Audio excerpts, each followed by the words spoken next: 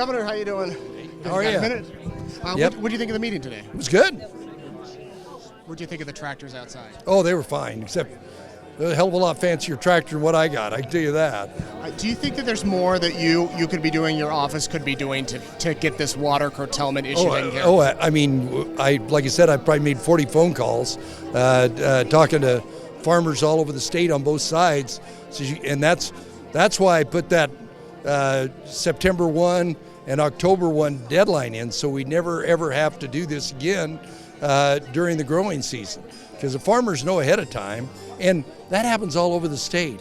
There are farmers all over the state that know they're going to have less water. I would just, in the Wood River Valley, and where there were seed potatoes growing, there's malt barley growing right now because they didn't have the water for all of it. They all got together and agreed on what they're going to do, but it's people need the certainty. They need to know early, and that's what these meetings are on. So people know from a time certain, the food processors, the bankers, the equipment dealers, and most importantly, the farm families know what they can do. And we can do this. We do it all over the state of Idaho.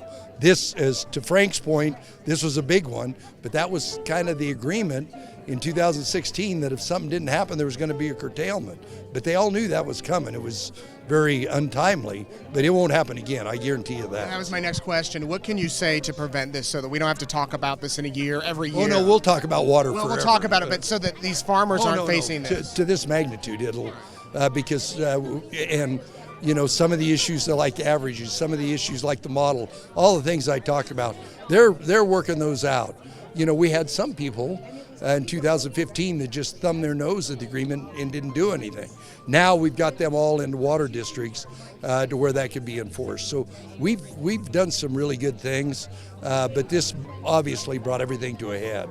And it was unfortunate because of the angst it caused, and we don't want that to happen again.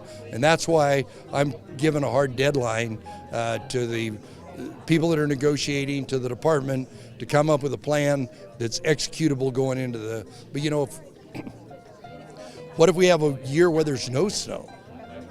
What if we have a 1977 light drought? Then there's not going to be water in the river, there's not going to be water in the reservoirs. We need to account for all of those things.